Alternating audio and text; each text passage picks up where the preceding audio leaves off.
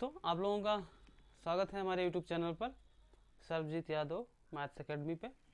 और ये हम क्लास 10 का जो मैथ का अंशाल पेपर है वो सॉल्व करवा रहे हैं। कक्षा 10 का जो 2019 का जो AB कोड का पेपर है वो सॉल्व कराया जा रहा है। आई होप आप लोग बहुत ही अच्छे से समझेंगे और बहुत ही अच्छे से प्रयास करेंगे कि बहुत ही अच्छे से आप लोगों की बोर्ड की तैयारी चले। और बस कुछ ही दिनों के बाद बोर्ड की स्कीम भी आने वाली है और आप लोगों का पेपर भी होने वाला है।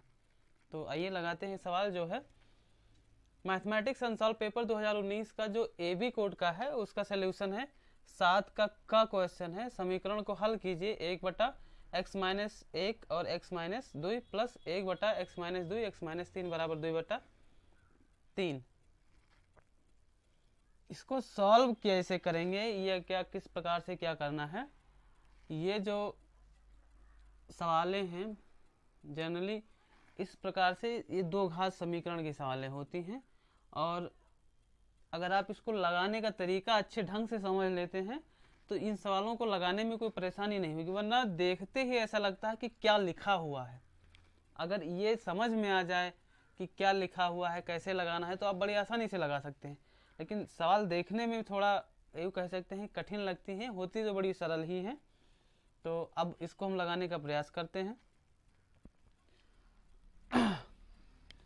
एक चीज़ सबसे बढ़िया बात ये होती है कि अब अगर आप LCM HCF ये छोटी छोटी जो चीज़ें होती हैं आप बहुत अच्छे ढंग से अगर समझते हैं तो आसान हो जाता है सवाल लगाना। हम क्या करते हैं, सबसे पहले इन दोनों का हम LCM निकालना समझा देते हैं, LCM और HCF निकालना।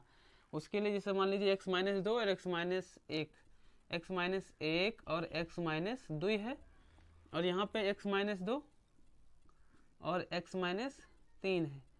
इन दोनों का जो LCM निकालना होगा या HCF निकालना होगा। LCM या HCF किस प्रकार से निकालेंगे वो समझिए। अगर हमें HCF निकालना है तो इन दोनों पदों में जो कॉमन है वही लिख ले देते हैं, वही क्या होता है हमारा HCF हो जाता है।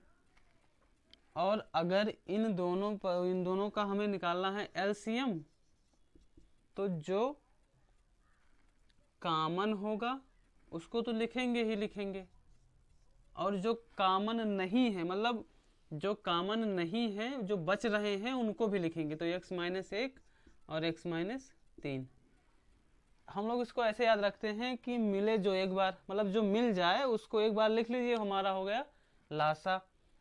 और जो ना मिले, मिले जो एक बार, ना मिले तो सब, इसमें क्या होगा कि हम इसको निकालेंगे LCM। अब जब LCM निकाल लेंगे तो हमारी सवालें जो होंगी बड़ी आसानी से लग जाती हैं। तो आइए देखते हैं इस सवाल को कैसे लगाते हैं। इससे हम क्या करते हैं, मिटा देते हैं ये वाला जो सवाल है, इसको इतना जो समझाने का तरीका था उसको मिटा दिया हमने। और अब इन दोनों यहाँ पे x-1 x-2 और x-2 x-3 क्या है, लासा लेना है। इन दोनों में जो हम क्या करेंगे, लासा लेंगे।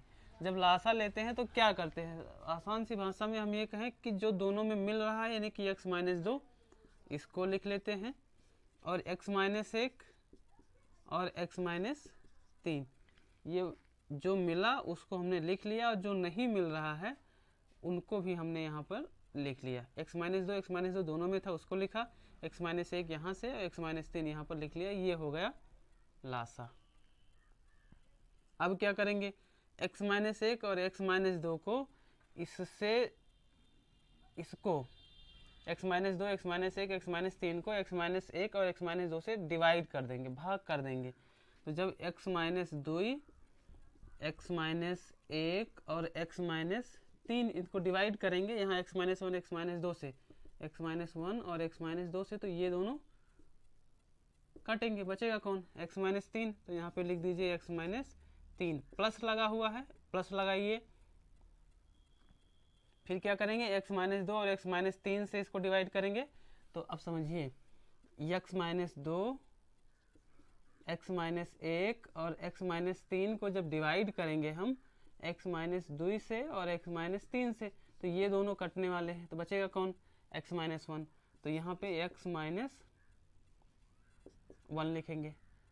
समझ में आया है इतना, बहुत अच्छे से समझिएगा। बराबर में क्या लगा हुआ, बराबर में है 2/3, तो हम लिख लेते हैं 2/3। यहाँ पर x और यहाँ पर x, तो x और x मिलकर क्या हो जाएगा, दोनों प्लस में है, जुड़ जाएंगे तो 2x हो गया। -3 यहाँ पे, -1 यहाँ पे, तो -3 और -1 मिलाकर हो जाएगा -4। अब बटे में जो इतना कुछ है सो लिख लेते हैं, x - 2, x - 1 और x - 3 बराबर में 2/3 लिखते हैं। अब क्या करते हैं कि ऊपर हम ले लेते हैं 2 कामन। जब 2 कॉमन लेंगे तो यहाँ 2 कामन निकल गया तो बचेगा x, और माइनस में 2 दूनी 4, तो यहाँ पे 2 बचेगा। बटे में x - 2, x - 1 और x - 3 बराबर में 2/3। यहाँ पर x - 2 से x - 2 को हम क्या करेंगे, काट देंगे। यहाँ से 2 से 2 कट जाएगा, बचेगा क्या, यहाँ पर बचेगा 1, कुछ नहीं, इधर कट गया तो 1 बच जाएगा। बटे में x - 1 और x - 3 बराबर में इधर बचेगा 1 और बटे में 3। आई होप आप लोगों को इतना बहुत ही अच्छे से समझ में आया होगा। अब क्या करते हैं, इसे क्रॉस मल्टीप्लाई कराते हैं, मतलब कैंची गुणा या तिरछा गुणा। x - 1 और x - 3 का गुणा 1 से करेंगे तो किसी का भी गुणा अगर 1 से करते हैं तो हमें वही संख्या प्राप्त होती है। तो x - 1 और x - 3 का गुणा 1 से करेंगे तो मिलेगा x - 1 और x - 3 बराबर में 3 का गुणा 1 से करेंगे तो 3 एकम 3 मिलेगा। अब क्या करते हैं, अब x - 1 और x - 3 इन दोनों का गुणा कराते हैं। इसको मैं पहले यहाँ लिख लेता हूँ, x - 1 और x - 3 बराबर में 3 गुणा करेंगे तो x का गुणा 1 से करेंगे तो मिलेगा x²। x का गुणा 3 से, माइनस लगा है तो माइनस लगाएंगे, x का गुणा 3 से करेंगे तो 3x, -1 का गुणा 1 से करेंगे तो -x, माइनस माइनस प्लस 3 एकम 3 बराबर में 3। अब इस 3 को चाहे इधर ले आइए, चाहे इस 3 को उधर ले जाइए, घट के 0 हो जाएगा। तो x² - 3x माइनस, सॉरी यहाँ पर इन दोनों को जोड़ भी सकते हैं, तो -3 और -1 मिल करके -4x। यहाँ 3 में से 3 को इसे काट सकते हैं, फिर इसको, इसका काटने का मतलब ये होगा 3 को उधर ले जाएंगे तो ये प्लस में उधर जाके माइनस हो जाएगा, इधर लाएंगे तो माइनस हो जाएगा, मतलब 0 हो जाएगा घट के, बराबर में 0। अब यहाँ x कॉमन ले लेंगे, तो x कॉमन लेंगे तो क्या मिलेगा, x - 4, और यहाँ पर x इंटू x - 4 बराबर 0 है। तो एक बार क्या करते हैं, एक बार हम लिखेंगे x बराबर 0, दूसरी बार में x - 4 बराबर 0, तो यहाँ मिल जाएगा, 4 को उधर भेज दिए तो x बराबर 4, और जो हमारा x का मान आ गया वो क्या आया, 0 और 4, 0 आएगा या फिर 4 आएगा, और यही हमारा क्या होगा, आंसर होगा। अब अगर आप लोगों को कोई डाउट हो तो आप पूछ सकते हैं। इसी 7वें कक्षा का जो अथवा करके एक क्वेश्चन दिया गया है वो हम इसके अगले वाले वीडियो में दे देंगे आप लोगों को, और आप लोग लगाइए, बहुत ही अच्छे से समझिए और अपने अपने बोर्ड की तैयारी करें, और आप लोगों को परीक्षाओं की भी समस्या ना हो ऐसा प्रयास करें। कोई भी समस्या तो आप हमसे कांटेक्ट कर सकते हैं। अब बहुत बहुत धन्यवाद।